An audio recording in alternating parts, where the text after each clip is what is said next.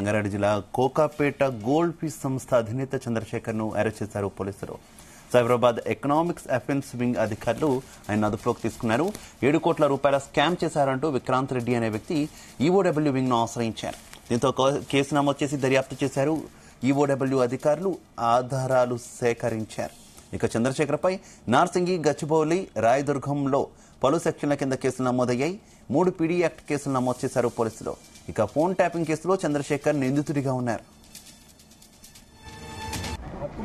ఉందా లేదా ఉందా లేదా సోది చెప్పకోయా,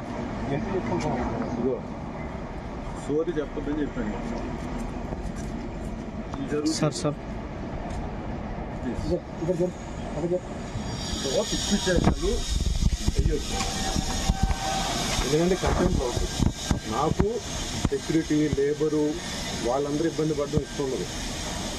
అందుకే చెప్తున్నా, ఎవరైతే మీకు చెప్తున్నారో వాళ్ళని చెప్పిన ఓకేనా. రిమోట్ ఏదమ్మా, బటన్స్ అక్కడే ఉంటాయి. బటన్లో రిమోట్ ఏది అక్కడనే మాన్యువల్గా ఓపెన్ చేస్తాను.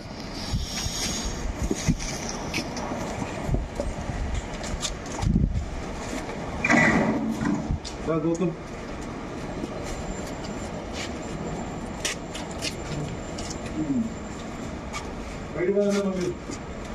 బాబు రెస్పాన్సింగ్ కేసు అవుతుంది. నా ప్రాపర్టీ, మా కంపెనీ ప్రాపర్టీ బయట లీగల్ ఉన్నది ఇక్కడ.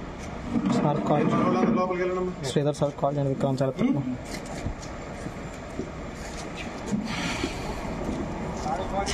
ఏదా అసిస్టెంట్ ఏది ఓపెన్ చేయి,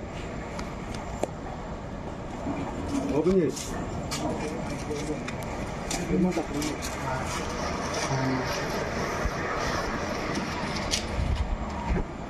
లోపలండి.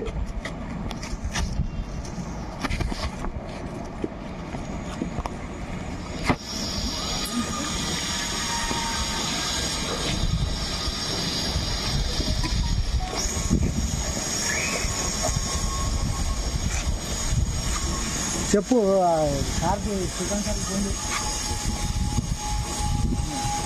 ఇక చంద్రశేఖర్ అరెస్టుకు సంబంధించి మరింత సమాచారం మా క్రైమ్ బ్యూరో చీఫ్ రవితేజ అందిస్తారు. రవితేజ.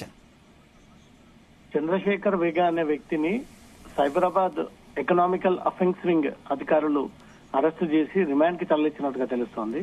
అతనిపై మొత్తం 11 ప్రీవియస్ కేసులు నమోదయ్యి ఉన్నాయి. ఇవన్నీ కూడా క్రిమినల్ కేసులే అన్నట్టుగా కూడా అసోసియేషన్ కి సంబంధించినటువంటి సభ్యులు పోలీసులకు వివరాలను కూడా అందజేయడం జరిగింది. ఈ కోకాపేటలో ఉన్నటువంటి గోల్డ్ ఫిష్ సంస్థ 2020లో ఈ విల్లాలన్నీ కూడా పూర్తి చేసింది. అప్పటి నుంచి ఇప్పటి వరకు ఎవరైతే విల్లాలు కొన్నటువంటి ఈ ఇంటి యజమానులు ఉంటారో వారి దగ్గర నుంచి మెయింటెనెన్స్ పేరుతో డబ్బులు వసూలు చేసి ఆ డబ్బులన్నీ కూడా తిరిగి సొసైటీకి పే చేయాల్సి ఉంటుంది. సొసైటీకి పే చేయకుండా సుమారు 7 కోట్ల వరకు చంద్రశేఖర్ అనే వ్యక్తి వాటిని దగ్గరే పెట్టుకొని దాని ద్వారా రావాల్సినటువంటి ఇంట్రెస్ట్ ని సైతం తను మాత్రమే ఒక్కడే ఎంజాయ్ చేస్తా ఉన్నాడు. ఆ డబ్బులు సొసైటీకి చెల్లించట్లేదు. అవకతవకలకు పాల్పడి అక్రమాలకు పాల్పడ్డాడంటూ కూడా సొసైటీ సభ్యులందరూ కూడా నిన్న ఎకనామికల్ అఫెన్సింగ్ సైబరాబాద్ పోలీసులకు ఫిర్యాదు చేయడంతో పోలీసులు అనేక సెక్షన్ల కింద చంద్రశేఖర్ పైన మిగతా వ్యక్తుల పైన కేసు నమోదు చేయడం జరిగింది.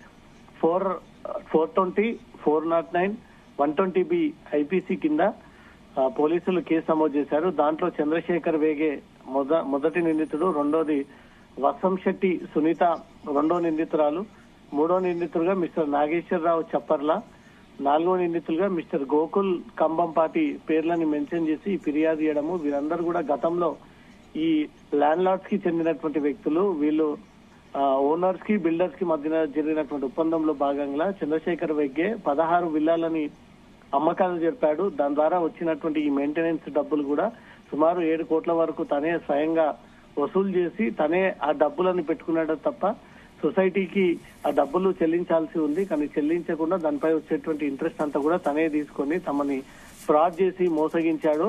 దీంట్లో కొన్ని మార్పులు చేయాల్సి ఉంటుందనే దాని కూడా చంద్రశేఖర్ అడిగినప్పుడు దాని కూడా అధికంగా డబ్బులు ఖర్చు అవుతాయి అంటూ కూడా లేనివి డబ్బులు ఉన్నట్టుగా ఇవ్వాలన్నట్టుగా కూడా క్రియేట్ చేసి కేవలం డబ్బులు దండుకునేటువంటి ప్రయత్నం చేస్తా ఉన్నాడు. గతంలో ఇతనిపై మొత్తం ట్రై కమిషనరేట్ పరిధిలో 21 కేసులు నమోదయ్యి ఉన్నాయి. ఇవన్నీ కూడా ల్యాండ్ లార్డ్స్ ని ఈ రకంగానే ఫ్రాడ్ చేయడము, కొన్నటువంటి యజమానులకు తను ఇచ్చినటువంటి మాట ప్రకారంగా మాట నిలబెట్టుకోవడము, అనేక మందిని ఫ్రాడ్ చేశాడు. గతంలో నమోదైనటువంటి ఫోన్ ట్యాపింగ్ కేసులో కూడా ఇతని పేరు జూబ్లీహిల్స్ పోలీస్ స్టేషన్ లో ఇన్వాల్వ్ అయ్యి ఉంది. ఇతను గోల్డ్ ఫిష్ కంపెనీకి సంబంధించి పలువురిని అక్రమంగా రిజిస్ట్రేషన్ చేసుకుని బెదిరింపులకు పాల్పడినటువంటి కేసులో కూడా ప్రధాన నిందితుడు కాబట్టి ఇతని పైన దృష్టి పెట్టి మొత్తం ఇతని వ్యవహారాలన్నీ కూడా బయటికి తీయాలి అనేది మాత్రమే ఆ సొసైటీకి చెందినటువంటి సభ్యులందరూ కూడా పోలీస్ స్టేషన్ లో ఫిర్యాదు చేయడంతో పోలీసులు కేసు నమోదు చేసుకుని ఈ నలుగురిని అరెస్టు చేసి ఈ నలుగురిని కూడా రిమాండ్ చేయడం జరిగింది. గోల్డ్ ఫిష్ పేరుతో అనేక అక్రమాలు జరిగాయి,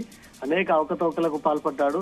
కోట్లాది రూపాయలుగా జనాలని బురుడి కొట్టించి తప్పుడు వాగ్దానాలు ఇచ్చి డబ్బులు వసూలు చేసి ఆ విల్లాలు వారికి హ్యాండ్ ఓవర్ చేయకుండా దాని ద్వారా వచ్చినటువంటి మెయింటెనెన్స్ డబ్బులు సొసైటీకి కట్టకుండా సొంతంగా ఎంజాయ్ చేస్తూ ఈ డబ్బులన్నీ కూడా తను కాజేసేటువంటి ప్రయత్నాలు చేస్తా ఉన్నారంటూ కూడా ప్రధాన అభియోగం పైన చంద్రశేఖర్ అరెస్ట్ చేయడం జరిగింది.